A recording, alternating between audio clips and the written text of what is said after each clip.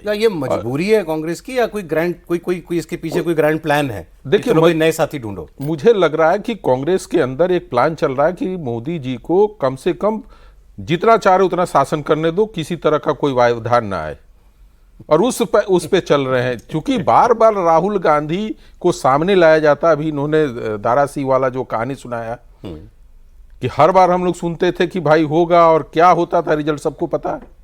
वही स्थिति है कि हम उसी खेल को फिर दोबारा खेलने जा रहे हैं, और एक ही घोड़े को कितने बार पिटवाएंगे, कितने बार दौड़ाएंगे, कितने बार हराएंगे, इस पे भी तो आपको नजर देना पड़ेगा।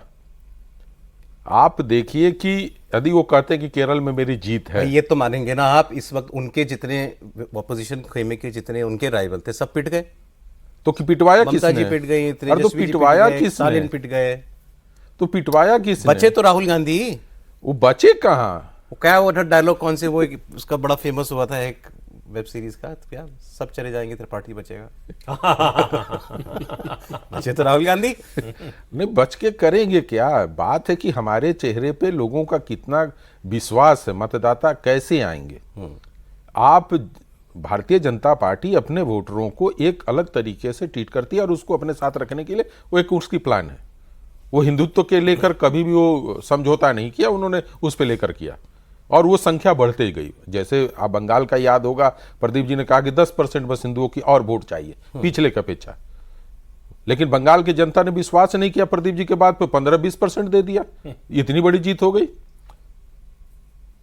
तो अब जिस हमारे जो वोटर है उसके अंदर हम किस तरीके से अपनी पैठ बनाते हैं अपने वोटर के साथ, तो वो भी पक्की तरीके से खड़े। आप मंत्रिमंडल देख लीजिए केरल का भाई, वो तो सबसे आबादी के हिसाब से डिस्प्रोपोर्शनेट रिप्रेजेंटेशन मिला है। सबसे ज्यादा ईसाइयों को, ईसाई मंत्री 6 बने हैं, उसके बाद मुसलमानों को, और आबादी के अनुपात में कम मिला है। और आप ये कह सकते हैं कि चलिए चीफ मिनिस्टर हिंदू समाज से है, लेकिन अदरवाइज रिप्रेजेंटेशन आबादी के हिसाब से कम है, और उसमें भी खास तौर पर क्रिश्चियन रिप्रेजेंटेशन सबसे ज्यादा उन्होंने दिया, अगर पॉपुलेशन की बात करें।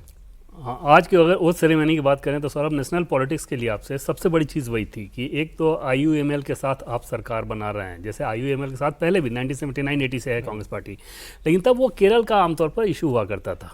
इस तरह का सोशल मीडिया या नेशनल मीडिया में इतना डिस्कशन का विषय नहीं होता था। अब देश भर में आज लोग जान रहा है कि इंडियन यूनियन मुस्लिम लीग के साथ, जिसको राहुल गांधी ये कहते हैं कि बहुत सेकुलर और डेमोक्रेटिक पार्टी है, उसने अपने 27 कैंडिडेट में से 26 कैंडिडेट मुस्लिम दिए थे, एक सिर्फ हिंदू, वो भी हारे। और उसका पिछले 3-4 इलेक्शन में आप देखें तो लगातार ग्राफ बढ़ते जा रहा है। केरल में भी जो मालाबार इलाका है वहाँ से वो बाहर एर्नाकुलम वगैरह इस तरह की चीज़ों में वो बढ़ रहे हैं, मतलब कांग्रेस पार्टी सीधे उनको सपोर्ट कर रही है। तो इस तरह की पार्टी के साथ अगर आप सरकार में इतनी प्रमुखता के साथ होंगे, और आज कांग्रेस से कुछ लोग कह भी रहे थे कि नंबर 2 पे ओथ IUML का इस लिहाज से था क्योंकि पिछली बार भी ऐसा ही हुआ था, तो पिछली बार भी आपने ही कराया था जो आपकी सरकार थी। तो इस तरह से अगर आप अपनी सरकार का उसको पोस्टर बॉय बनाएंगे, एक तरफ वो हो रहा है, दूसरी तरफ आप शुभेंदु अधिकारी का देखें कि बंगाल में जो मुस्लिम अपीजमेंट का जो आरोप लगाते हुए जो स्कीम को लेकर बीजेपी के लोग टारगेट करते थे, जैसे इमाम को भत्ता वत्ता सब मिलता था, उसको ख़त्म किया जा रहा है। तीसरी चीज़ आपने देखी होगी आज कि उत्तर प्रदेश में योगी आदित्यनाथ ने कौन सी एक लाइन खींची है नमाज को लेके।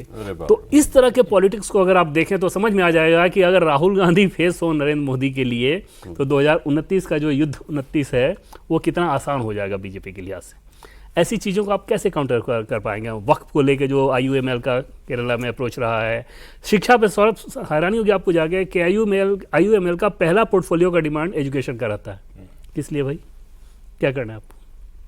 क्योंकि उनको ये पता है कि अगर आपको, अच्छा दूसरी चीज़ कि जमीयत के साथ केरल में बहुत घनिष्ठ संबंध, अच्छा वहाँ पर IUML का, तो ये सारी चीज़ें लेकर अगर आप उसको राष्ट्रीय स्तर पे अगर पोस्टर बॉय बनाने की कोशिश कर रहे हैं राहुल गांधी, तो उसका मैसेज तो फिर 2029 में बीजेपी बहुत आसानी के साथ भुनाएगी अपने हिसाब से। मुझे हैरानी एक्चुअली IUML के बारे में थोड़ा सा और सोच के हुई कि भाई आप सोचें, एक तो कोई कहेगा कि भाई इलेक्शन लड़ रहे हैं तो चुनाव मतलब भारत के संविधान के अंदर ही लड़ रहे हैं ना, ठीक है, उस डेमोक्रेटिक स्पेस में ही लड़ रहे हैं, लेकिन जो आइडियोलॉजी है वो तो बड़ी क्लियर है।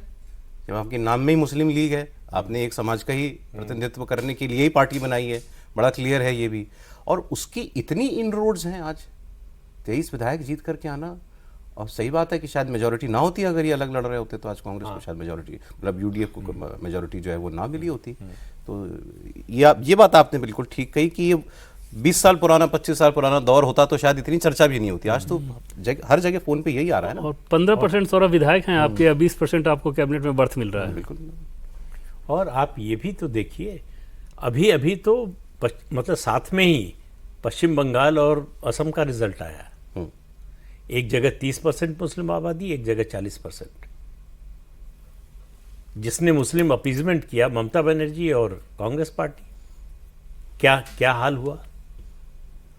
तो ये देखकर भी आप सबक सीखने को तैयार नहीं है।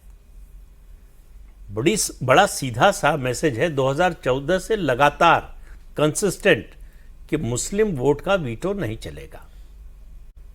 ये हिंदुओं ने तय कर लिया है कि भाई सब रहें, सब चुनाव लड़ें, जीते, मंत्री बने, उससे कोई समस्या नहीं है। लेकिन ये कि हम इनको जीतने नहीं देंगे, इनको सरकार नहीं बनाने देंगे, ये नहीं चलने वाला है। और इस राजनीति का जो समर्थन करेगा वो भी नहीं चलेगा। तो अगर आप किसी गलती से, किसी घटना से सीखने को ही तैयार ना हो तो फिर तो ठीक है, चलते जाइए। तो क्या करें सर, लेकिन वो तो उनका वोटर है ना, उसको कैसे छोड़ दे कांग्रेस। एक चीज होती है संतुलन। पहले भी उनका वोटर था, ऐसा नहीं कि आज हो गया है। संतुलन भी तो कोई चीज होती है, कुछ चीजें दिखाने के लिए भी होती हैं। बीजेपी कभी ये तो नहीं कहती कि हम मुसलमानों के लिए कोई काम नहीं करेंगे, या हमारी सरकार काम नहीं करेगी, या सरकार की जो योजनाएं हैं उनका लाभ मुसलमानों को नहीं मिलेगा। इस तरह की बात तो नहीं करती है। लेकिन वो अपना जो कोर एजेंडा है, आप ये देखिए कि उस कोर एजेंडा, मुसलमान कांग्रेस का कोर एजेंडा है, हिंदू जो है बीजेपी का है। फायदा किसको हो रहा है? उस कोर एजेंडे पर चलकर आपको क्या मिलने वाला है और क्या मिल रहा है? आपके दिमाग में अभी भी वो 2014 से पहले की राजनीति है। उस राजनीति का समय चला गया। अगर आप अब बदलेंगे नहीं अपने को, तो रिजल्ट वही आएगा जो आ रहा है पिछले 12 साल से। अब ये जो बात अभी देवेंद्र 2008 में कांग्रेस के देश भर में करीब जो है 1200 से ज्यादा विधायक थे। अच्छा, इस समय 600 कुछ हैं। ये आपकी राजनीति का नतीजा है।